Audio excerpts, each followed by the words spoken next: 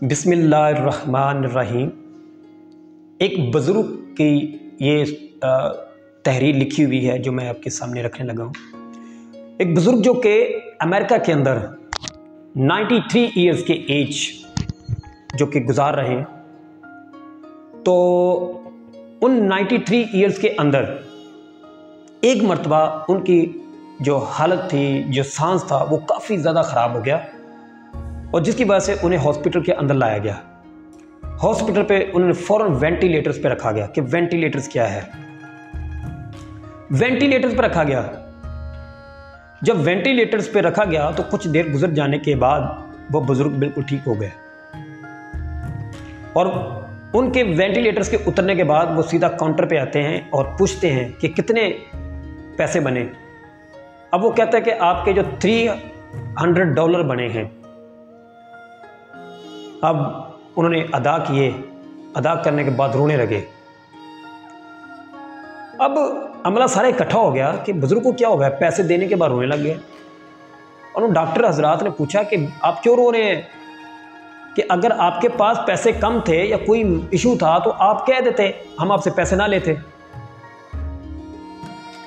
बुजुर्ग ने ये बात बड़ी प्यारी बात करते हुए कहा कि मुझे इस बात पर रोना नहीं आया, मुझे इस बात पर रोना आ रहा है कि मैंने अपने 93 इयर्स एज गुजार चुका हूँ। उन 93 इयर्स एज के अंदर मैंने एक खुली फ़ज़ा के अंदर सांस लिया है। वो फ़ज़ा जो मुझे अल्लाह पाक की ज़ात ने अता की, एक खुली फ़ज़ा के अंदर मुझे सांस लेने की उसने तौफीक बख्शी। लेकिन मैंने उन 93 इयर्स एज के अंदर आज तक एक मरतबा भी शुक्रगुजार अदा नहीं की।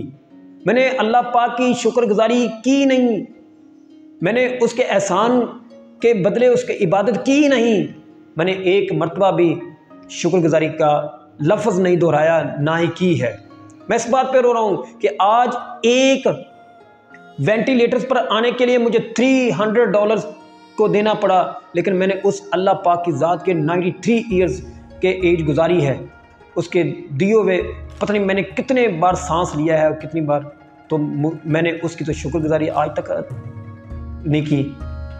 मैं इसलिए रो रहा हूँ। आज देखें कि हम अल्लाह पाक का शुक्र अदा नहीं करते, हम एक खुली फ़ज़ा के अंदर सांस लेते हैं। आप कंपेयर कर लें, एक कमरे के अंदर बैठे हुए हैं, आपको सांस में घुटन महसूस होगी। अगर आप वहीं निकल करके बाहर खुली फ़ज़ा के अंदर आते हैं, आपको एक सुकून मिलता है, एक रिलैक्स आपको लाइफ को मिलती है। तो हमें अल्लाह पाक की ज़ात का शुक्र अदा करना चाहिए।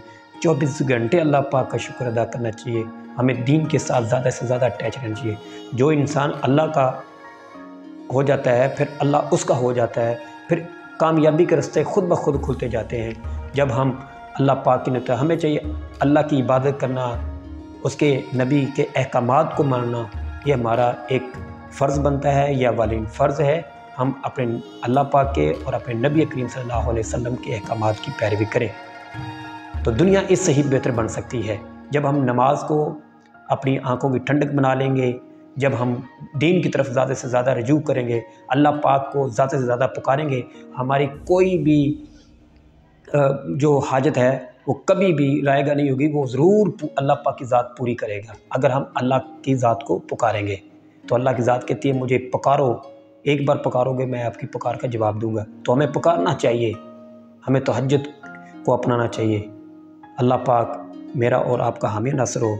जज़ाकल्लाह खैर। अस्सलामु अलैकुम व रहमतुल्लाहि व बरकातहू।